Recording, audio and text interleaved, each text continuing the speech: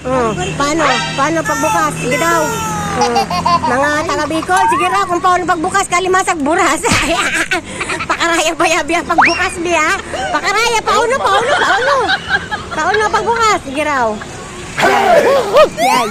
Yay. Ayan, marunong. Yay! Kakatiin mo ng 4 kung kaya ngatiin ng 4. Ang tagal ng suka natin, guys. Suka, tsaka bawang. Ito na mga 10 minutes. 10 minutes. Pag hindi nyo naubos yan, papauwi ko yan sa Bicol. Dapat isasamang iuuwi yan sa Bicol eh.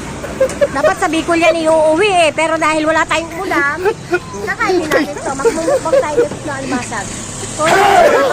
Dapat sa Bicol siya, papauwi ko sa Bicol eh. Hindi na kaya, hindi na abutin. Ha? Pusit, moras. Walang pusit, mga lang pusit. Pag may sahod ka, padalan mo ko ng 1,000 tapos bili tayo pusit sa loob. Padalin ko dito. Pero di ba si Miley mo sa tuko? Ano ang kanini mo?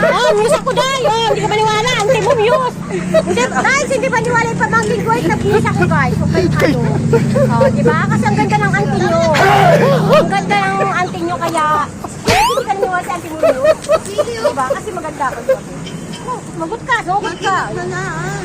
Diba? So, ayun lang guys, nandito na ako sa sa Tondo. At mamaya-maya guys, mga alas 10, biyahin na sila. Hoy, kumain ka na ng marami dyan kasi babiyahin na kayo pa. Bicol, sabihin mo Lolo, hintayin mo ako. Lola, hintayin mo ko dyan, sa pista. Sa Bicol, sa Salvasyon. Happy pista, ulat-ulaton mo ng tiga ko. Tudaan nga tiga ko sa Isura, sabihin mo. Tudaan ako sa Isura. Ay, siyempre sabihin mo, tudaan ka sa Isura, dali.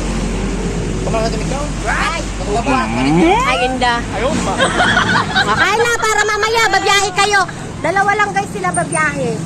So, uuwi na sila. Sorry guys, ito uuwi. Walang pera.